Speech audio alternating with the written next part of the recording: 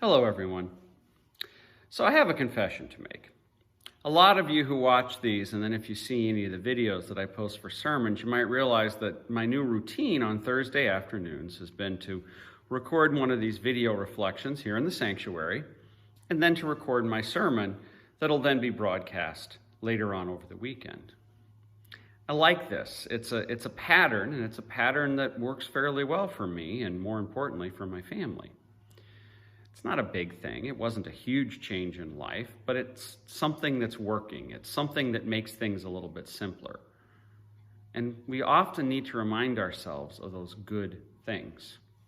And that brings us to our scripture passage for today. This comes to us from Philippians 4, and I'm going to read Philippians chapter 4, verse 4. The Apostle Paul wrote, "Rejoice in the Lord always. Again, I say, rejoice." Now, a long time ago, when I was younger, more than 30 years younger, we sang a song that started off like this when I was in children's choir. "Rejoice in the Lord always. Again, I say, rejoice. Rejoice in the Lord always. Again, I say, rejoice." And then there was something about, like, some people would say rejoice, and other people would say in the Lord always, and, it would kind of go back and forth. It was a lot of fun. I admit I didn't know the scripture passage it was based off of, but it's a fond memory. And a fond memory is, again, a small blessing that makes life better. We live in a time when we all face real problems.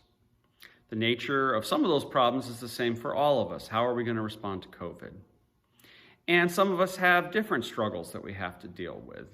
How are we going to get the harvest in? Or are we facing a particular health issue? Or is there something in particular going on with our family that's causing us some stress? It is good and appropriate to take those burdens to God, and we need to. I also believe we need to find joy, and when there is something good, we need to rejoice. For me, what have I rejoiced about? Some beautiful red leaves on the maple tree outside the parsonage. The cooler weather, which makes yard work a whole lot more pleasant as I'm seeking to get quite a lot of it done. The opportunity I got yesterday to spend some time with my daughter doing yard work and talking together.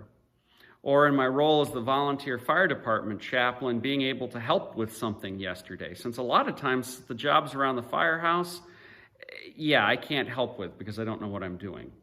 But if it's doing a checklist and reading something so someone else can mark it off the list, well, you know what? I can help. And that's good. It's things like that, finding the joys in life, finding the things that are encouraging, that are helpful. Now, I need to remind myself of this a lot. I know there have been other moments this week I felt like life was pretty darn heavy. And you know what? It was. And that's okay.